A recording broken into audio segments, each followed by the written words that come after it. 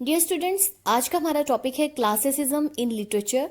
तो सबसे पहले हम देखेंगे कि क्लासिसिज्म क्या होता है, फिर हम इसका ओरिजिन देखेंगे और उसके बाद इसकी कैरेक्टरिस्टिक्स को डिटेल में देखेंगे। तो चलिए स्टार्ट करते हैं। चलिए डेफिनेशन से स्टार्ट करते हैं। Classicism is an artistic and literary movement that is based on high regard and imitation of ancient Greek and Roman writers. Classicism एक आर्टिस्टिक और लिटरेरी मूवमेंट है जो डिफरेंट टाइम्स में सामने आती रही और इसका मेन पर्पस एंशिएंट ग्रीक और रोमन राइटर्स को इमिटेट करना था, उनको कॉपी करना था। क्लासिसिज्म में एंशिएंट्स को बहुत ज्यादा इम्पोर्टेंस दी जाती है, उनके वर्क्स को बहुत ज्यादा इम्पोर्टेंट समझा जाता है, उनके दिए हुए रूल्स को फॉलो करने की कोशिश की जाती है। तो यही चीज क्लासिसिज्म है।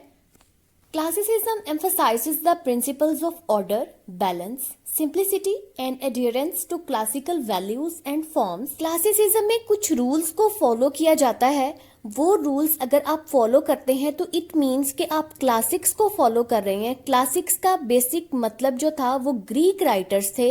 ग्रीक राइटर्स को कॉपी किया रोमन्स ने और उसके बाद डिफरेंट एजेस में क्लासिसिज्म सामने आता रहा, ये ट्रेंड सामने आता रहा जिसमें राइटर्स एंशिएंट राइटर्स के दिए हुए प्रिंसिपल्स को फॉलो करते थे। और वो प्रिंसिपल्स कौन कौन से थे? उसमें ये था कि राइटिंग में ऑर्डर होना चाहिए, यानी आप जो लिख रहे हैं उसको प्रॉपर वे में लिखना है आपने, उसके अंदर बैलेंस हो, उसमें इमोशंस कम से कम हो, बात आपकी लॉजिकल हो, रीजनेबल हो। आपका जो काम है वो आर्ट फॉर लाइफ सेक होना चाहिए, आर्ट फॉर आर्ट सेक नहीं होना चाहिए। मतलब ये है कि वर्क्स जो हैं वो डाइडेक्टिक हो, उनका एक पर्पस हो और ऐसे वर्क को लिखने के लिए प्रॉपर फॉर्म और प्रॉपर लैंग्वेज का यूज होना चाहिए। तो ये सारे रूल्स थे जो क्लासिसिज्म में फॉलो किए जाते थे। अब हम देखते हैं कि वर्ड क्लासिसिज्म का मतलब क्या है। The literal meaning of classic refers to something that is of the highest quality, exceptional, outstanding and enduring. Classic word का लिटरल मीनिंग है कोई ऐसी चीज जो आउटस्टैंडिंग हो, जो फर्स्ट क्लास हो, उस जैसा कोई ना हो, एक्सेप्शनल हो यानी गैर मामूली हो। तो क्लासिसिज्म का मतलब ये हुआ कि ऐसा नॉलेज, ऐसी आइडियोलॉजी या ऐसी मूवमेंट जिसमें हम हाईएस्ट ऑर्डर या एक्सेप्शनल या आउटस्टैंडिंग वर्क्स को, राइटर्स को फॉलो करते हैं। It is an aesthetic attitude with the emphasis on form, simplicity, proportion, clarity of structure, perfection, restraint, emotion, as well as explicit appeal to the intellect. Classicism को हम कह सकते हैं कि ये एक ऐसा एटीट्यूड है जिसमें हम कुछ चीज़ों को इम्पोर्टेंस देते हैं, कुछ चीज़ों पर फोकस करते हैं। उसमें पहली चीज़ है फॉर्म, फिर है सिंप्लिसिटी, मतलब ये है कि आप जो लिख रहे हैं वो इतना कॉम्प्लेक्स नहीं होना चाहिए कि आपके रीडर को कुछ समझ ही ना आए। फिर है प्रोपोर्शन, प्रोपोर्शन मीन्स उसमें इक्वालिटी हो, यानी जैसे हम प्रोपोर्शन मैथ्स में करते हैं, उसमें एक पार्ट जो है वो दूसरे पार्ट के इक्वल होता है। तो इस तरह वर्क में इक्वालिटी हो और वर्क में एक प्रॉपर स्ट्रक्चर हो। स्ट्रक्चर के साथ साथ उसमें परफेक्शन भी होनी चाहिए, आपका वर्क परफेक्ट हो, उसमें किसी किस्म के फ्लॉज या कोई खामी नहीं होनी चाहिए। फिर है रेस्ट्रेंट इमोशंस, मतलब ये है कि उसमें इमोशंस बहुत ज्यादा ना हो। जैसे कि प्लेटो ने पोइट्री को बैन किया था क्योंकि उसके नजदीक पोइट्री में इमोशंस होते हैं और इमोशंस जो हैं ये इंसान को रीजन से दूर ले जाते हैं, अक्ल से दूर ले जाते हैं। तो इस तरह जो क्लासिकल वर्क्स हैं उनमें इमोशंस जो हैं वो बहुत लिमिटेड होते हैं और इसके साथ साथ उस वर्क को ऐसा होना चाहिए कि वो इंसान की इंटेलेक्ट को अपील करे। मतलब ये है कि उसके माइंड को अट्रैक्ट करे, उसे लगे कि वाकई ही ये लॉजिकल है, रीजनेबल है। These qualities were explicit in the culture, art and literature of ancient Greece and Rome. यही वो क्वालिटीज थी जो एंशिएंट ग्रीस और रोम में लिटरेचर, आर्ट और उनके कल्चर में पाई जाती थी। अब हम देखते हैं कि क्लासिसिज्म का स्टार्ट कब हुआ। Classicism in Europe begin in the renaissance period, specifically in the 15th century as a revival of classical Greek and Roman literature. However, the movement gained momentum in the 17th and 18th centuries. Classicism का proper तरीके से जो start हुआ, जिस तरीके से हमारी English literature में एजेस हैं, तो जो एज न्यू क्लासिसिज्म है वो 1700 में स्टार्ट होती है और 1798 तक ख़त्म हो जाती है। तो कोई भी एज अचानक से स्टार्ट नहीं हो जाती, ट्रेंड्स बहुत पहले से चल रहे होते हैं। तो इसी तरीके से जो क्लासिसिज्म है ये बहुत पहले से स्टार्ट हो चुका था।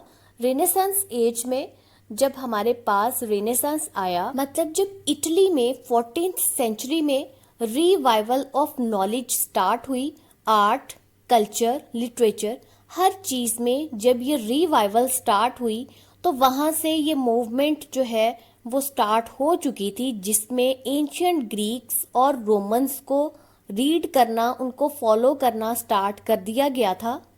अब हम देखते हैं कि न्यू क्लासिकल एज से पहले हमें यूरोप में कहाँ कहाँ पे क्लासिसिज्म देखने को मिलता है। तो पहले है Renaissance humanism, 14th to 16th century. Scholars and thinkers like Petrarch, Boccaccio, and Erasmus revived interest in classical learnings, laying the groundwork for classicism. 14th century में पेट्रार्क और बोकाचियो ये दोनों बहुत बड़े ह्यूमनिस्ट थे। इन्होंने एंशियंट टेक्स्ट को ढूंढा, उनको रीड आउट किया, उन्हें ट्रांसलेट किया। इस तरह से इन्होंने लोगों का इंटरेस्ट डेवलप किया कि वो एंशियंट ग्रीक और रोमन राइटर्स को रीड करें और उन्हें फॉलो करें। 16th century revival, artists and writers like Leonardo da Vinci, Michelangelo and Raphael drew inspiration from classical models. Leonardo और माइकल एंजेलो ये दोनों मल्टी टैलेंटेड आदमी थे।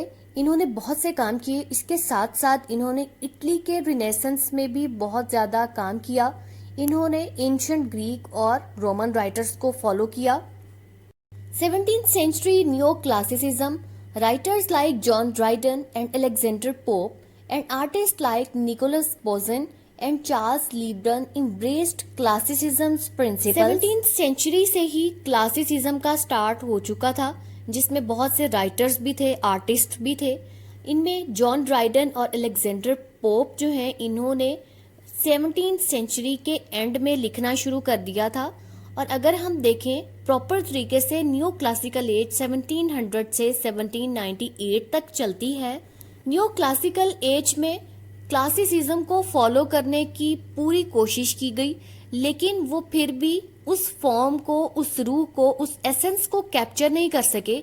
इस वजह से इस एज को न्यू क्लासिसिज्म या सूडो क्लासिसिज्म भी कहा जाता है। 18th century enlightenment, thinkers like Voltaire, Immanuel Kant and Jean-Jacques Rousseau emphasized reason, intellect and classical values. 18th century में क्लासिसिज्म को फॉलो करने वाले राइटर्स की लिस्ट बहुत ज्यादा लॉन्ग है, जिनमें अलेक्जेंडर पोप और जॉन ड्राइडन का हम पहले पढ़ चुके हैं। उसके साथ साथ doctor Johnson, Voltaire, Immanuel Kant, Jean Jacques Rousseau के नेम ज्यादा इम्पोर्टेंट हैं। अब हम क्लासिसिज्म की इम्पोर्टेंट कैरेक्टरिस्टिक्स डिस्कस कर लेते हैं।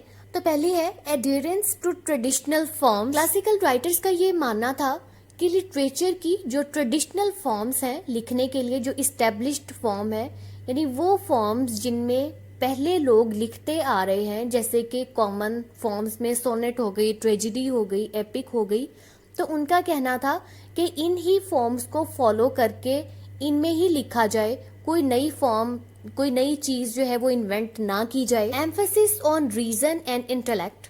इसके साथ साथ क्लासिस्ट का कहना था कि आपके वर्क में लॉजिक हो, रेशनल हो, अक्ल को अपील करे और ऐसी थीम्स हो जो ह्यूमन नेचर से रिलेटेड हो, उसमें कोई चीज इलॉजिकल, इरेशनल ना हो और उसके साथ मॉरल्स और एथिक्स भी हो। तो इस तरह से आपके वर्क में रीजन और इंटेलेक्ट होनी चाहिए।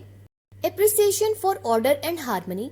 क्लासिकल राइटर्स का ये मानना था कि वर्क्स में एक ऑर्डर होना चाहिए, यानी आपका जो वर्क है उसमें यूनिटी होनी चाहिए। सपोज आप अगर एक फॉर्म यूज कर रहे हैं तो आप थॉरोली उसी एक ही फॉर्म को यूज करें। ऐसे ना हो कि स्टार्ट आपने सोनेट से किया है और साथ आप एपिक को मिक्स कर दें। तो आपके वर्क में यूनिटी और ऑर्डर होना चाहिए। और इसकी एक एग्जाम्पल हम वो भी ले सकते हैं, जैसे कि एरिस्टोटल ने हमें ड्रामा को लिखने के लिए प्रॉपर गाइडलाइंस दी ट्रेजेडी के लिए। उनका कहना था कि ट्रेजेडी के अंदर 3 यूनिटीज को फॉलो करना चाहिए और जो प्लॉट है उसके लिए भी उन्होंने कुछ रूल्स बताए कि उसमें प्रॉपर स्टार्ट होना चाहिए, मिडल हो और एंडिंग हो, और उसके साथ साथ प्लॉट की लेंथ भी बताई।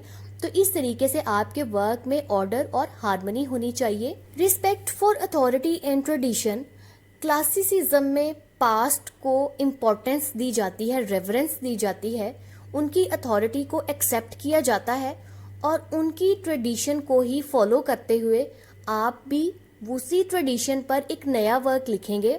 इसका ये मतलब नहीं होता कि जैसी सोफोक्लिस ने ट्रेजेडीज लिखी आप भी सेम उसकी डिटो कॉपी बना दें, ऐसे नहीं होगा।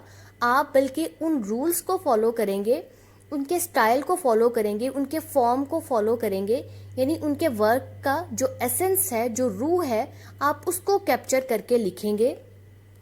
Pursuit for perfection and proportion, अब इसके साथ साथ क्लासिकल वर्क्स में हर चीज इक्वालिटी में, हर चीज एक प्रोपोर्शन में मिलेगी। ऐसे नहीं होगा कि लैंग्वेज अच्छी है तो फॉर्म जो है वो कहीं पीछे रह गई है या फॉर्म को ठीक तरीके से फॉलो नहीं किया गया। तो इसमें हर एलिमेंट जो है वो ठीक तरीके से आपको मिलेगा। Focus on universal and timeless, classicism की सबसे इम्पोर्टेंट चीज ये है कि आप जो थीम यूज कर रहे हैं, आपका जो वर्क है उसमें यूनिवर्सैलिटी होनी चाहिए। मतलब ये है कि वो वर्क आपके लिए, आपकी एज के लोगों के लिए भी उतना ही इम्पोर्टेंट हो, उतना ही यूजफुल हो जितना कि आपके बाद आने वाले लोगों के लिए। अगर हम यहाँ पे सोफोक्लिस की इडिपस रेक्स की एग्जांपल लें तो आप देखें कि फ्राइड ने कितनी सेंचुरीज बाद आकर हमें उसी वर्क को रीड करके इडिपस कॉम्प्लेक्स की थ्योरी दी। तो इस तरीके से ये शो करता है कि सोफोक्लिस का वर्क जो है वो यूनिवर्सल है, उसमें सब्लिमिटी है, उसमें यूनिवर्सल थीम है।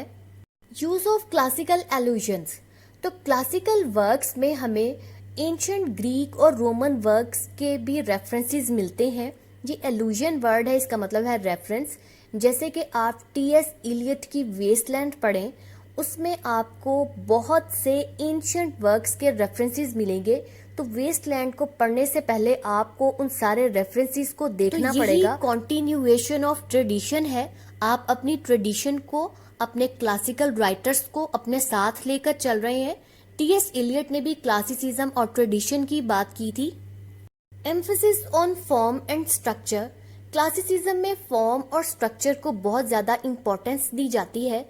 यही वजह है कि इस एम्फेसिस को जो है वो इतना ज्यादा सीरियस लिया गया कि बाद में जब रोमांटिक एज आई तो रोमांटिक एज में न्यू क्लासिकल रूल्स को, उनके ट्रेंड्स को टोटली निगेट कर दिया गया।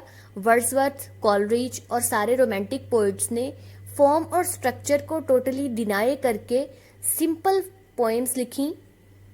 डिसअप्रूवल ऑफ एक्सेस एंड एक्सट्रावेगेंस, तो क्लासिकल वर्क्स में फालतू किस्म की इमेजरी और इस टाइप की जो वर्डिंग हो, यानी फ्लॉवरी लैंग्वेज हो गई, इस तरह की लैंग्वेज को नापसंद किया जाता है क्योंकि इस तरह की लैंग्वेज जो है उसमें इमोशनलिज्म या सेंटिमेंटलिज्म का हिंट आ जाता है। इसीलिए क्लासिसिज्म में इसकी बजाय विजडम और वर्चू, इन दोनों को इम्पोर्टेंस दी गई है।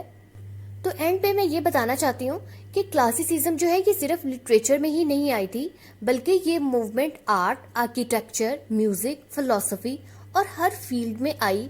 और इसमें जो रूल्स बताए गए थे उन रूल्स को फॉलो करने की वजह से बहुत बड़े, बहुत कमाल के और शानदार वर्क्स लिखे गए।